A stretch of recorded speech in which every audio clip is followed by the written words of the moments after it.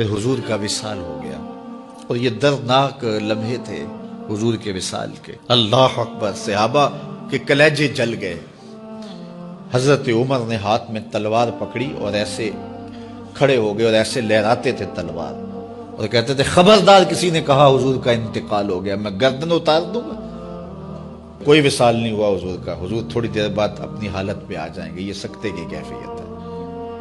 حضرت زید بن عبداللہ کے بیٹے نے جا کے کہا ابا جی حضور کا انتقال ہو گیا، تو انہوں نے باغ میں پانی دے رہے تھے، سب کام چھوڑ دیا، ہاتھ اٹھائے گا اللہم اذہب بصری حتی لا ارا بعد حبیبی محمد احدا، اے اللہ مجھے اندھا کر دے، آنکھوں کے دیے اس لیے روشن تھے کہ تیرے محبوب کو دیکھوں، جب حضور چلے گئے ہیں تو میں نے یہ چراغ کیا کرنے ہیں، بجھا دے ان چراغوں کو۔ تو کیا کیفیت تھی، حضرت فاطمہ بول رہی ہیں صبت علیہ مصائب لو انہا صبت علی الایام سرنا لیالیا، میرے اوپر وہ مصیبتیں ٹوٹی ہیں اگر یہ دنوں پہ ٹوٹ پڑتی تو دن کالی راتیں بن جاتے۔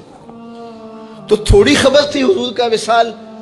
اچھا جب یہ کیفیت تھی صحابہ کی اس نازک موقع پہ، چونکہ منافق اندر ہی ہوتے ہیں، تو منافقوں نے ایک کھیل کھیلا، وہ صحابہ میں پھیل گئے اور کہنے لگے واہ واہ حضور کے دم سے رونقیں تھیں، مسجدیں آباد تھیں، سجدے تھے، قرآن کی تلاوت تھی، اب کس نے نماز پڑھنی ہے میاں، اب کس نے روزہ رکھنا ہے، اب کس نے زکوٰۃ دینی ہے، اب کس نے حج کرنا ہے، ختم کہانی ختم کہانی، یہ بات کرنی شروع کر دی۔ اب یہ بڑی نازک صورتحال، تو کیا حضرت ابو بکر کا کلیجہ نہیں جل رہا تھا؟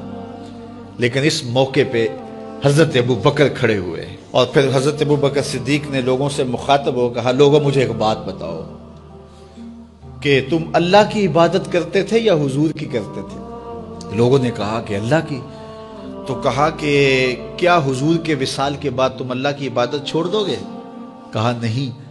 کہا مجھے بتاؤ جس دین کو سر بلند کرنے کے لیے حضور نے اپنی ساری زندگی لگا دی، تو کیا حضور کے چلے جانے کے بعد اس مشن کو چھوڑ دو گے؟